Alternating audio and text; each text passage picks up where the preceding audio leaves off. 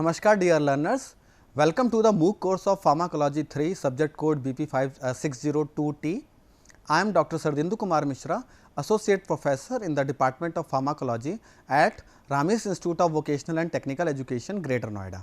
Dear learners, in last lecture we covered about the general principles of the chemotherapy and the choices and the side effects associated with the antimicrobial therapy. Now, we are going to explore the first antimicrobial agent, the first discovered antimicrobial agent, that is the sulfonamides. Okay? So, start with the sulfonamides. So, sulfonamides, these are the antimicrobial agents which are firstly discovered and found effective against the pyogenic infection. Pyogenic infection is a word which indicates about the fever. ठीक है, the infection which causes the fever. ठीक है, thermo regulation का imbalance हो जाता है जिसकी वजह से आपको इन्फेक्शन होता है. Generally it is caused by the streptomyces pyogenes. ठीक है, सो द स्ट्रेप्टोमाइसिस पायोजेनिस के अगेंस्ट में सबसे इफेक्टिव जो उस टाइम पर ट्रीटमेंट था दैट इज द सल्फोनामाइड्स. ठीक है, now it is a derivative of sulfanilamide which contains the sulfonoamino ring. ठीक है, SO2NH2. ठीक है, it is structurally resembles with the para-aminobenzoic acid. अब what is the meaning of para-aminobenzoic acid? So here you can see this is the structure of para-aminobenzoic acid which is found in the bacteria, which is required for the metabolism in bacteria. ठीक है, और this is the structure of सल्फानिलामाइड. अब अगर आप देखो तो बस एक ये सल्फोन ग्रुप का मुझे डिफरेंस दिखाई दे रहा है, बाकी सारी की सारी चीज़ें जो हैं वो सिमिलर हैं. ठीक है, तो इसका मतलब है कि इसका स्ट्रक्चरल रिजेम्बलेंस बहुत ज़्यादा है and this is the reason why sulphonamides have a very good activity in the bacteria, specifically those who can use the para-aminobenzoic acid as a metabolic pathway. ठीक है, नाउ अब अगर हम बात करें तो सल्फोनामाइड्स कुछ और भी ड्रग्स हैं जो स्ट्रक्चरली सिमिलर हैं, जैसे थायाजाइड्स जो डायरेटिक है, एस्टाजोलामाइड, डैप्सोन, सल्फोनाइड यूरिया जो ओरल हाइपोग्लाइसेमिक है. Physically they are available as a white powder, they are mild acidic and form water soluble salts with the bases. ठीक है, now what is the history of sulphonamides. So generally मैंने आपको बताया था एक साहब थे डोमेक, डॉक्टर डोमेक जो थे वो रिसर्च कर रहे थे अपने लैब में और रिसर्च करते वक्त उन्होंने देखा कि एक पर्टिकुलर कोई डाई थी जो डाई बैक्टीरियल इन्फेक्शंस को रोक दे रही थी. ठीक है, वो यूज़ तो कर रहे थे उसको स्टेनिंग के लिए. ठीक है, बट उन्होंने चेक किया बाद में तो देखा कि this is also inhibiting the streptococcal infection in mice. ठीक है, तो उस टाइम पर उस डाई का नाम था सल्फोनोअमीडो क्राइसिडिन. ठीक है, और इसको जनरली कॉमन लैंग्वेज में बोलते थे प्रोंटोसिल रेड. ठीक है, इस डाई का नाम था प्रोंटोसिल रेड. तो प्रोंटोसिल रेड जो था it is the first dye which is very effectively animal models में चेक किया. ठीक है, एनिमल मॉडल्स में चेक किया कि it is effective to treat the streptococcal infection in the mice. ठीक है, ये 1932 की बात है. अब मैं बात कर रहा हूँ 1937 में प्रोस्टोनिल जो था वो बाद में जब उसकी स्टडी और डिटेल्ड हुई तो उन्होंने क्या देखा कि प्रोस्टोनिल जो था that is break down into the sulfanilamide and sulfanilamide is mainly responsible for the antibacterial activity. तो यहाँ पर जो एंटीबैक्टीरियल एक्टिविटी आ रही थी वो किसकी वजह से आ रही थी? सल्फानिलामाइड की. यानी कि प्रोस्टिल डाई में जो ये वाला ग्रुप था this is responsible for what? For the antibacterial activity. ठीक है, नाउ अब क्लासिफिकेशन की बात करते हैं तो जनरली सल्फोनामाइड्स को हम क्लासीफाई करते हैं depending on their duration of action. ठीक है, तो अगर आप देखें तो the first one is the short acting जिसमें कि हम 4 to 8 आवर्स मानते हैं उनका ड्यूरेशन ऑफ एक्शन. ठीक है, इस क्लास में जो ड्रग आते हैं दे आर सल्फिसॉक्साजोल, सल्फामेथिमाजोल. ठीक है, इंटरमीडिएट एक्टिंग सेकेंड क्लास है जो कि 8 से 12 घंटे तक 8 to 12 hours they have the duration of action and in this class sulfamethoxazole are the example, sulfadiazine is the example. Third class is the long acting. ठीक है, अब ये सबसे ज़्यादा देर तक काम करने वाले हैं, they act up to the 7 days. ठीक है, 7 दिन तक इनकी एक्टिविटी जो है वो देखी गई है. एग्जाम्पल सल्फाडॉक्सिन, सल्फामेथॉक्सीपायराजिन. अब कुछ ऐसे भी एजेंट्स हैं जिनका ड्यूरेशन ऑफ एक्शन से मतलब नहीं है, लेकिन उनको क्लासिफिकेशन में रखा गया because they have a very good potential in particular infections. जैसे अगर हम बात करें तो टॉपिकल प्रिपरेशन के लिए एक मॉलिक्यूल आता है सल्फर सल्फाडायाजिन। सल्फर सल्फाडायाजिन जो है it is a very good agent which is used in the burn cases. Burn cases में ये एक बहुत कॉमनली यूज होने वाला मेडिसिन है।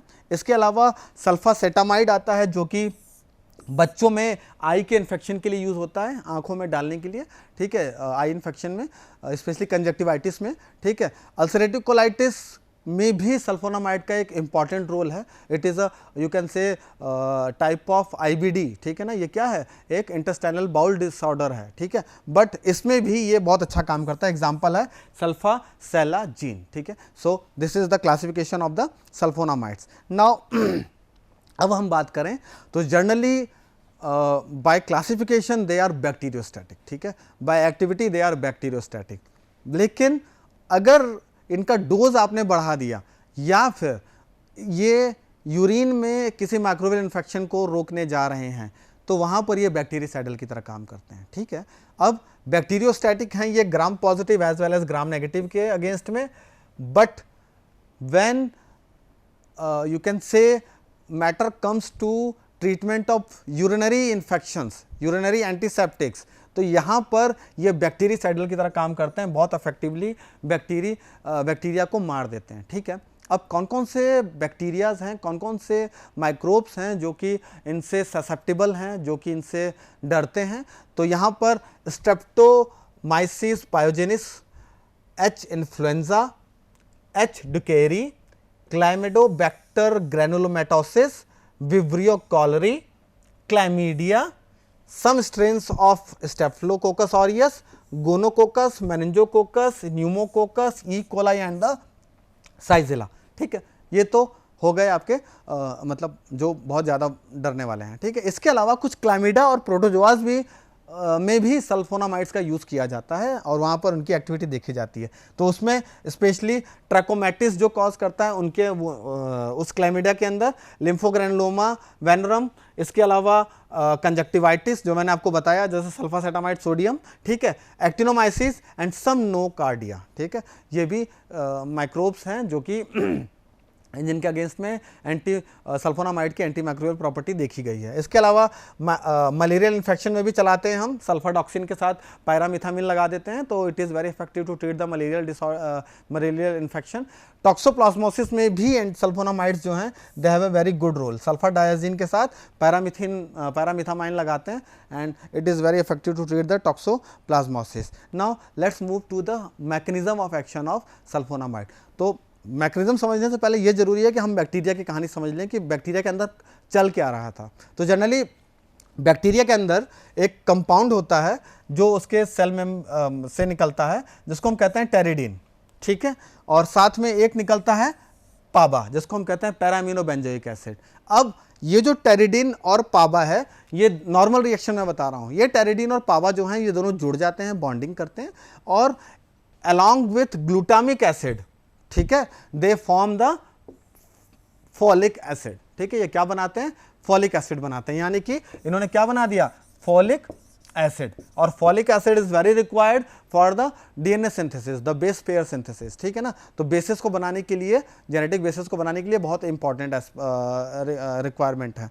अब सल्फोनामाइड की कहानी क्या होगी, टेरिडीन आएगा, पैरामिनो बेंजोइक एसिड के साथ सल्फोनामाइड का स्ट्रक्चर रिजेंबलेंस है, तो सल्फोनामाइड्स को हटा देगा कंसंट्रेशन वाइज, ठीक है, कंपेटिटिव एंटागोनिज्म की बात कर रहा हूं मैं, और यहां पर आकर बाइंड कर जाएगा कौन, सल्फोनामाइड। अब एक कॉम्प्लेक्स बनेगा जिसको हम कहेंगे pteridine and sulfonamide complex, and this sulfonamide complex will lead to the inhibition of synthesis of folic acid, क्योंकि जब जैसे ही सल्फोनामाइड ग्लूटामिक एसिड के साथ रिएक्ट करेगा, ग्लूटामिक एसिड कहेगा अरे भाई तुम तो गलत आदमी हो, तुम्हारे साथ तो फोलिक एसिड बन ही नहीं सकता, और उसकी सिंथेसिस क्या होगी, रुक जाएगी, ठीक है। तो this is the action, mechanism of action, ठीक है। इसको अभी हम फ्लो डायग्राम से भी समझ लेंगे कि कैसे ये काम कर रहा है। तो अभी जो बात मैंने आपको इमेज से समझाई उसको एक फ्लो डायग्राम में आपको याद रहेगा।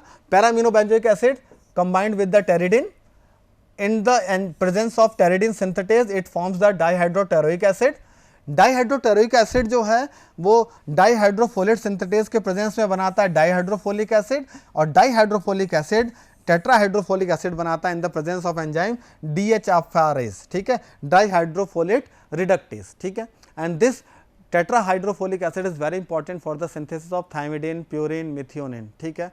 अब हमारा ड्रग कहाँ काम कर रहा है, तो आप देखो सल्फोनामाइड जो है generally it inhibits the pteridine synthetase, और कुछ किताबों में कुछ जगहों पर आपको मैं लिख देता हूं डाईहाइड्रोफोलेट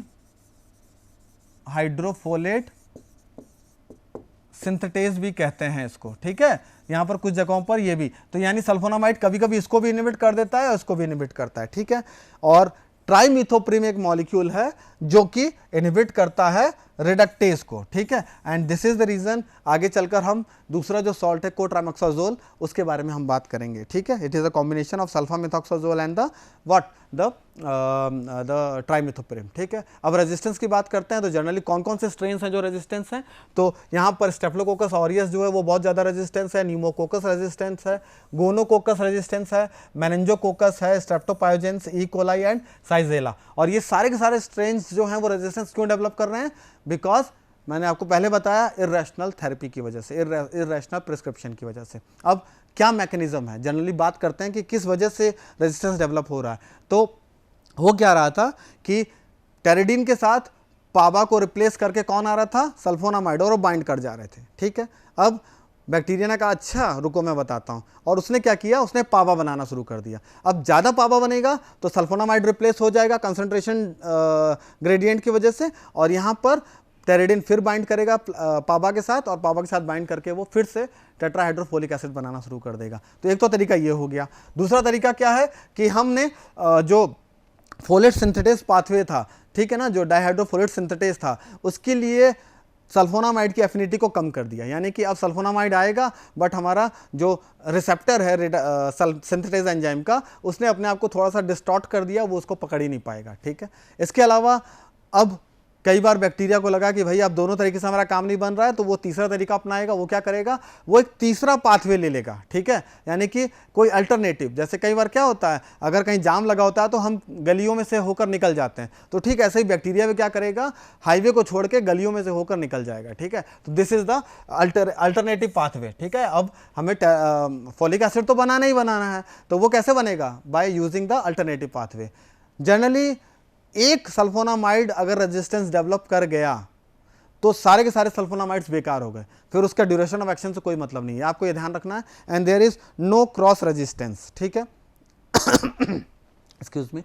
अगर हम बात करें फार्माकोकाइनेटिक्स की, तो generally they are completely absorb from the GIT। अगर आप इनको बात करें तो ओरल रूट से आप ले सकते हैं, ये स्टेबल हैं।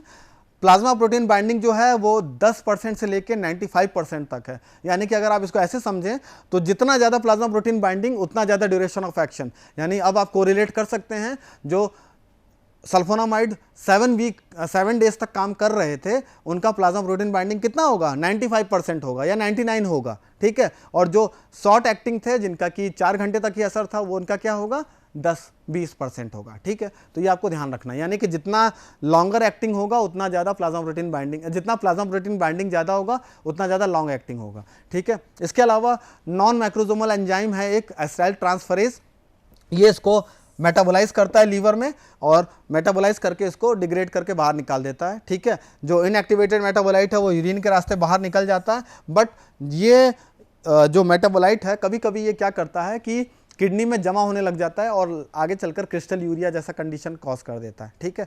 तो इसलिए हमको ध्यान रखना है कि जो पेशेंट किडनी के हैं, जो रीनल जिनकी किडनी काम नहीं कर रही है ठीक से, या जिनको किडनी प्रॉब्लम है, ठीक है ना, उनको हम सल्फोनामाइड थोड़ा ध्यान से चलाते हैं, ठीक है। जनरली ये ट्यूब्यूल्स में रीअब्जॉर्ब हो जाता है, ठीक है। ADR की बात करें तो जनरली नोजिया, वोमिटिंग और एपिगैस्ट्रिक पेन जो है इसका कॉमन साइड इफेक्ट है। हम स्पेसिफिक की बात करेंगे, नोजिया, वोमिटिंग, हेडेक तो आपको जब कभी कुछ ना याद आ रहा हो तो आप लिख दो, ठीक है। बट स्पेसिफिक अगर हम बात करें तो crystalluria, this is the specific side effect of sulphonamide, यानी कि यूरिन में क्रिस्टल्स बनने लगेंगे, ठीक है। Hypersensitivity reaction, this is the major side effect of sulphonamide. Around 5% cases में आपको रैसेस हो जाता है, ट्रिकेरिया हो जाता है, एक्सफोलेटिव डर्मेटाइटिस हो जाता है, और कुछ लॉन्ग एक्टिंग सल्फोनामाइड्स हैं जो आगे चलकर कॉज करते हैं एसजे सिंड्रोम, इसको हम कहते हैं स्टीवन जॉनसन सिंड्रोम, ठीक है। तो स्टीवन जॉनसन सिंड्रोम क्या है, इसमें जो पेशेंट होता है उसके लिप्स और उसके जो ऊपर के चिक्स होते हैं ना, उनका म्यूकस इन्फ्लामेशन हो जाता है, ठीक है। This is known as SJ syndrome. Hepatitis और एक बहुत इंपॉर्टेंट साइड इफेक्ट तीसरा हेमोलाइसिस। सल्फोनामाइड का एक फिक्स है, अगर G6PD पेशेंट कोई चला रहा है उसको, जिसको G6PD डेफिशिएंसी है, तो उसके अंदर हेमोलाइसिस होना फिक्स है। इसके अलावा छोटे बच्चों में अगर आपने सल्फोनामाइड चला दिया तो ये क्या करते हैं, प्लाज्मा प्रोटीन को रिप्लेस करता है बिलिरुबिन और धीरे से खसक के चला जाता है आपके ब्रेन में, ठीक है ना। तो ये भी एक बहुत डेंजरस कंडीशन है। इंडिविजुअल सल्फोनामाइड्स देख लेते हैं। तो यहाँ पर सल्फाडायाजिन जो है it is generally used for the normal bacterial infections. Oral absorption इसका अच्छा है और यूरिन के रास्ते बाहर हो जाता है। प्रेफर किया जाता है मेनिंजाइटिस के केस में इसको, ठीक है। तो it is a choice of drug for the meningitis. Sulfamethoxazole की अगर हम बात करें तो इसका जो ओरल एब्जॉर्प्शन है दैट इज स्लोअर, एक्सक्रीशन भी, क्योंकि ये क्या है, मिडल एक्टिंग है ना, ठीक है। तो 12 घंटे तक काम कर रहा है, ठीक है। इसके अलावा ट्राइमिथोप्रिम के साथ इसको कंबाइन किया जाता है for the synergistic effect and the long acting, ठीक है ना। सल्फाटॉक्सिन जो है it is a ultra long acting, 1 हफ्ते तक ये काम कर सकता है। प्रोटीन बाइंडिंग इसकी बहुत ज़्यादा, मैंने पहले बता दिया आपको। It is not suitable for the pyogenic infection, ठीक है। इसको आप कुछ सिलेक्टेड कंडीशन में चलाओगे, जैसे मलेरिया, निमोसिस्टिस जिरोवैसी इन्फेक्शन, जो कि आप कह सकते हो कि हॉस्पिटल एक्वायर्ड इन्फेक्शन है, ठीक है। टॉक्सोप्लाज्मोसिस, इस कंडीशन में आप इसको चलाते हो। सल्फासेटामाइड जो है it is specifically used for the ophthalmic purpose. बच्चों में एक इन्फेक्शन होता है आंखों में जिसको कहा जाता है ऑप्थेल्मिया नियोनेटेरम, ठीक है। बच्चों के आंखों में कीचड़ आने लग जाता है, ठीक है ना, तो सिक्रेशन होने लग जाता है आइस का, ठीक है। तो this is known as what, ophthalmia neonatorum. वहां पर क्रीम आती है सल्फासेटामाइड की, आप लगाएंगे तो वो इन्फेक्शन ट्रीट होता है। इसके अलावा कंजक्टिवाइटिस में इफेक्टिवली काम करता है। मेफेनाइड जो है वो निमोनिया के केस में बहुत इफेक्टिवली काम करता है। पैरेलली सिल्वर सल्फाडाइजिन जो है वो मैंने आपको पहले बता दिया, it is effective in the case of burn, ठीक है। ये जो बर्न केसेस होते हैं उनमें माइक्रोबियल इन्फेक्शन होने के चांसेस बढ़ जाते हैं, क्योंकि उनकी जो first line of defence system है, जो स्किन है, वो खत्म हो चुकी होती है। तो माइक्रोब्स, बैक्टीरिया, फंगाई जो भी हैं वो आके अटैक करते हैं। तो वहाँ पर हम सिल्वर सल्फाडाइजिन यूज़ करते हैं to prevent the infection. Uses की बात करें तो इसका सबसे ज़्यादा यूज़ जो है वो है यूटीआई में, ठीक है, स्पेशली सल्फामेथॉक्सोजोल अलॉन्ग विद द ट्राइमिथोप्रिम। अब इसके अलावा मलेरिया में आप यूज़ कर सकते हो सल्फाडॉक्सिन एंड पैरामिथामिन कॉम्बिनेशन। टॉक्सिप्लाज्मोसिस में भी सेम कॉम्बिनेशन आप यूज़ करो, काम चलेगा, ठीक है। अब क्लोट्राइमोक्साजोल जो है it is a very good drug, जिसमें सल्फामेथॉक्साजोल और ट्राइमिथोप्रिम है, और ये बहुत ही अच्छी ड्रग, अच्छा मॉलिक्यूल है, ठीक है। अल्सरेटिव कोलाइटिस में जनरली हम सल्फासेलाजिन यूज़ करते हैं, ठीक है, 1 to 4 ग्राम इनिशियली, एंड फिर बाद में 6 घंटे पर 500 मिलीग्राम, ठीक है, ध्यान रखना 500 मिलीग्राम है, हाँ, ठीक है। उसके बाद सोडियम सल्फासेटामाइड मैंने बता दिया ऑप्थेल्मिक सॉल्यूशन के लिए है, और मेफेनाइड जो है वो, या सिल्वर सल्फा डायजिन जो है that is for the cream, ठीक है, टॉपिकल इन्फेक्शंस, ठीक है। ट्राइमिथोप्रिम की अगर हम बात करें तो it is the chemical which is having name trimethyl benzyl pyrimidine analogue है ये, ठीक है। डायमिनोप्रिमिडिन एनालॉग भी कहते हैं इसको, and it is very resemble with the pyrimethamine, ठीक है। पैरामिथान से इसका रिजेंबलेंस ज़्यादा अच्छा है। अब कई बार कोट्राइमोक्साजोल और क्लोट्राइमाजोल ये कन्फ्यूज़न होता है, आप इस पर ज़रूर ध्यान दीजिएगा। हम यहाँ पर जो बात करेंगे वो सिर्फ और सिर्फ करेंगे क्लोट्राइमोक्साजोल की, हम बात बिल्कुल नहीं करेंगे क्लोट्राइमाजोल की, ठीक है। तो याद रखिएगा क्लोट्राइमाजोल नहीं, हम कोट्राइमोक्साजोल की बात कर रहे हैं। क्लोट्राइमाजोल जो है that is a anti fungal cream, ठीक है, ये एफ है यहाँ पर फंगल में, ठीक है, ओके। क्लोट्राइमाजोल जो है it is a combination of trimethoprim and sulfamethoxazole, ठीक है, and it is very good drug, ठीक है। अब काम कैसे करता है ये, तो जनरली अगर हम देखें तो ट्राइमिथोप्रिम जो है उसका जो सेंसिटिविटी है that is 50,000 times more than the sulfamethoxazole, ठीक है। और ये ह्यूमन फॉलिक एसिड पाथवे को बिल्कुल भी अफेक्ट नहीं करता, यानी कि अगर ह्यूमन का फोलेट सिंथेटेज पाथवे है तो उसमें ये बिल्कुल इंटरप्शन नहीं कॉज करता है। अब क्लोट्राइमाजोल काम कैसे कर रहा है, सॉरी कोट्राइमोक्साजोल काम कैसे कर रहा है। कोट्राइमोक्साजोल, फिर से क्लोट्राइमाजोल नहीं, कोट्राइमोक्साजोल, बोलने में सेम लगेगा लेकिन दोनों जमीन आसमान का फ़र्क है। तो यहाँ पर पहला वाला ही पाथवे सेम है जो मैंने आपको बताया था, पावा के साथ टेरेडिन मिलेगा, डाइहाइड्रोटेरोइक एसिड बनेगा, फिर डाइहाइड्रोफोलेट सिंथेटेज से बनेगा डाइहाइड्रोफोलिक एसिड, ठीक है, फिर टेट्राहाइड्रोफोलिक एसिड बनेगा रिडक्टेज के प्रेजेंस में, and then purine synthesis, and lastly DNA synthesis. अब ट्राइमिथोप्रिम जो है इट इज मेनली टारगेटिंग किसको, DHFRase को, एंजाइम को, और सल्फोनामाइड जो है वो इन दोनों एंजाइम को टारगेट कर रहा है, डाइहाइड्रोटेरोइक एसिड को भी और सिंथेटेज को भी, ठीक है। तो दिस इज द मैकेनिज्म, बहुत सिंपल है, आप फ्लो डायग्राम याद कर लो, आपको मतलब अच्छे से कभी नहीं भूलोगे, ठीक है ना। ओके, तो अब कुछ जनरल पॉइंट्स की बात कर लेते हैं, जनरली कौन कौन से पॉइंट्स हैं जो कि इंपॉर्टेंट हैं। सो जनरली अगर हम बात करें तो ट्राइमिथोप्रिम और सल्फामिथोक्साजोल ये दोनों अलग अलग बैक्टीरियोस्टैटिक हैं, लेकिन जैसे ही हम इन दोनों को मिलाते हैं, दोनों को चिपकाते हैं, ठीक है, तो दोनों को जोड़ते ही ये बैक्टीरिसाइडल बन जाता है। समझ में आ गया? यानी कि अगर आपने एक मॉलिक्यूल लिया ट्राइमिथोप्रिम, एक मॉलिक्यूल लिया सल्फामिथोक्साजोल, दोनों क्या हैं, बैक्टीरियोस्टैटिक हैं, लेकिन जैसे ही आपने इन दोनों को मिलाया तो ये बैक्टीरिसाइडल हो जाते हैं, ठीक है, and this is the reason. दूसरा एक बड़ा कन्फ्यूज़न रहता है, जनरली मैं बच्चों से जब डिस्कस करता हूं और उनसे पूछता हूं तो ये कन्फ्यूज़न रहता है, कैसे हम कॉम्बिनेशंस बनाते हैं ड्रग का, FDDC बनाते वक्त क्या चीज़ें ध्यान रखनी होती हैं, कोई फिक्स डोज ड्रग कॉम्बिनेशन बनाना है तो कैसे, ऐसे ही रैंडमली कुछ भी, चलो चिंटू तुम आ जाओ, पिंटू तुम आ जाओ और दोनों को मिला दिया, ऐसे तो नहीं होता होगा, कुछ तो लॉजिक होगा, साइंटिफिक बेसिस होगा, क्या साइंटिफिक बेसिस है उस पर ध्यान देते हैं। जनरली जब आप कोई दो ड्रग की बात कर रहे हो कंबाइन करने के लिए तो उनका हाफ लाइफ सेम या फिर आसपास होना चाहिए, मतलब 10-12 घंटे, एक का 10 हो, एक का 12 हो, एक का 8 हो, एक का 10 हो, ऐसा चलेगा, ठीक है, बहुत ज़्यादा डिफरेंस नहीं होना चाहिए। अब ये क्यों होना चाहिए, बिकॉज फॉर एग्जांपल अगर आपने कोई ड्रग सुबह 8 बजे खाई और उसका हाफ लाइफ 10 घंटा है तो वो ड्रग शाम होते होते आपकी बॉडी से निकल जाएगी, और दूसरा जिसका हाफ लाइफ 24 घंटा है वो आपकी बॉडी में अगले दिन सुबह तक पड़ी रहेगी, ठीक है, तो इसकी वजह से आप अगला डोज जो है वो नहीं खा पाओगे। हाँ, तो इसीलिए कभी भी कॉम्बिनेशन करते वक्त आपको हाफ लाइफ का कंसेप्ट हमेशा दिमाग में रखना है कि उनका जो हाफ लाइफ है वो सिमिलर होना चाहिए, ठीक है। सिनर्जिज्म बहुत इंपॉर्टेंट है, तभी बहुत अच्छा काम आएगा, ठीक है, यानी कि जब दो मॉलिक्यूल मिलेंगे तो दोनों मॉलिक्यूल मिलने से उनकी एक्टिविटी तो बढ़ जाएगी और डोज जो है वो कम हो जाएगा। अभी आप देखना, मैं डोज भी आपको बताऊंगा कितना डिफरेंस आ जा रहा है, ठीक है। जनरली यहाँ पर जो सिनर्जिज्म हो रहा है वो 20:1 के रेशियो में हो रहा है, यानी 20 part of sulfamethoxazole and 1 part of the the trimethoprim, ठीक है। तो अगर हम बात करें तो ये इसका इफेक्टिवनेस है सिनर्जिज्म का, ठीक है, और इसकी वजह से दोनों की MIC 6 टाइम्स तक रिड्यूस हो जाती है, ठीक है, ये ध्यान रखिए आप। हाँ, जनरली अब सल्फामिथोक्साजोल का जो स्टैंडर्ड डोज हम लेते हैं कोट्रामेक्साजोल में, that is 800 milligram and 160 milligram of the what, trimethoprim. अगर आप देख लो तो 5:1 का वो है, ठीक है, यानी सल्फामिथोक्साजोल 5 गुना है किसके, ट्राइमिथोप्रिम के, ठीक है।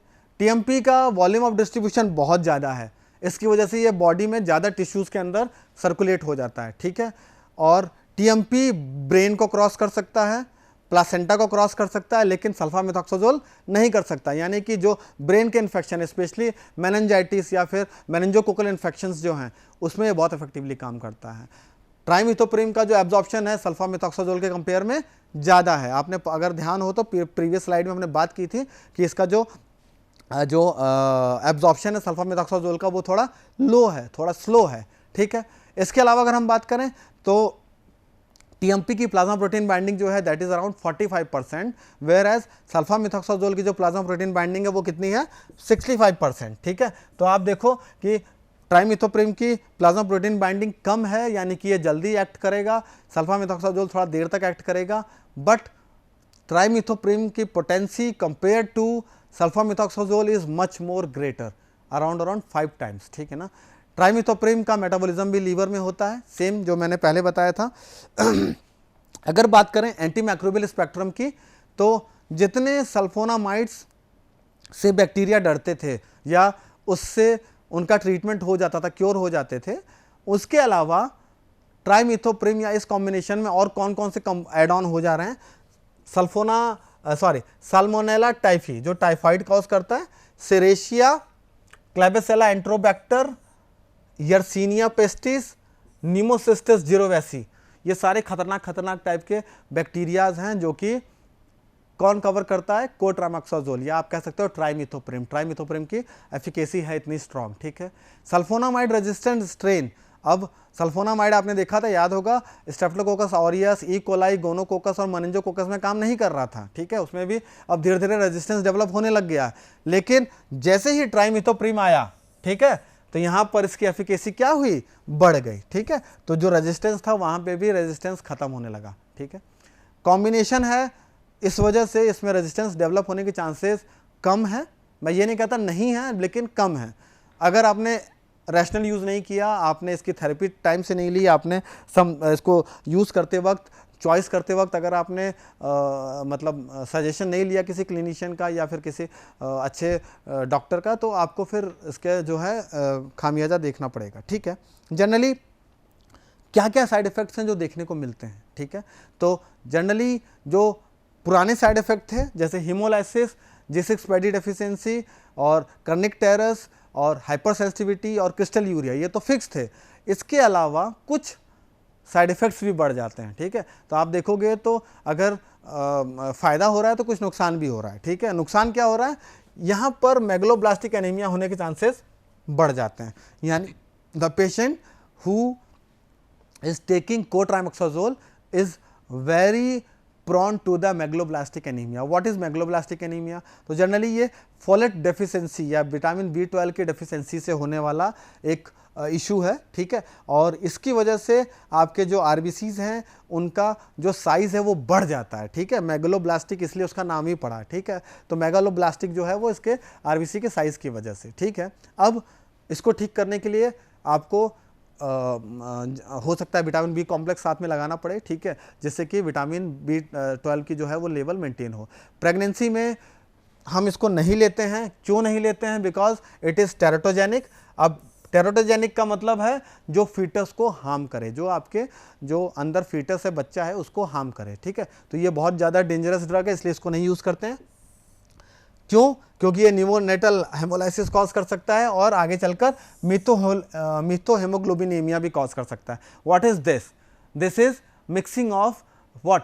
The carbon dioxide in the blood, ठीक है। तो इसकी वजह से बॉडी धीरे धीरे ये ब्लूइश कलर की होने लग जाती है। जनरली जो पेशेंट हैं जिनको रीनल डिजीज़ है उनके अंदर बहुत ज़्यादा चांसेस हैं कि यूरेमिया डेवलप हो जाए, ठीक है। आगे चलकर फीवर, रैसेज और बोन मैरो डिप्रेशन या हाइपरपेल्सिया जैसी कंडीशन भी देखने को मिलती है। एल्डरली में बोन मैरो टॉक्सिटी होने के चांसेस बहुत ज़्यादा हैं और कई बार कुछ डायूरेटिक्स अगर आपने कोट्रामेक्साजोल के साथ लगा दिए हैं, कोट्रामेक्साजोल के साथ अगर आपने डायूरेटिक्स लगा दिए हैं तो बहुत ज़्यादा चांसेस हैं कि आपको थ्रोम्बोसाइटोपिनिया हो जाए, ठीक है, प्लेटलेट से जुड़ा हुआ प्रॉब्लम हो जाए, ठीक है। Bone marrow hypoplasia is also seen in the cases, ठीक है। What are the uses? कहाँ कहाँ यूज़ कर सकते हैं तो देख लेते हैं। लोअर यूरिनरी ट्रैक्ट इन्फेक्शन में आप यूज़ कर सकते हो, सिस्टाइटिस और क्रोनिक यूरिटियाई में। इसके अलावा रेस्पिरेटरी ट्रैक्ट इन्फेक्शन में यूज़ कर सकते हो आप, चाहे वो लोअर हो चाहे अपर हो, ठीक है, सब जगह पर ये इफेक्टिवली काम करता है। टाइफाइड फीवर में बहुत इफेक्टिव है, बैक्टीरियल डायरिया में बहुत इफेक्टिव है, निमोसिस्टिस जिरोवैसी जनरली जो निमोनिया हो जाता है एड्स पेशेंट के अंदर, न्यूट्रोपीनिया हो जाता है, उसमें बहुत अच्छा काम करता है। और कैंक्रोइड्स जो कि एक एसटीडी है उसके अंदर भी ये बहुत इफेक्टिवली काम करता है। So thank you for your patience listening.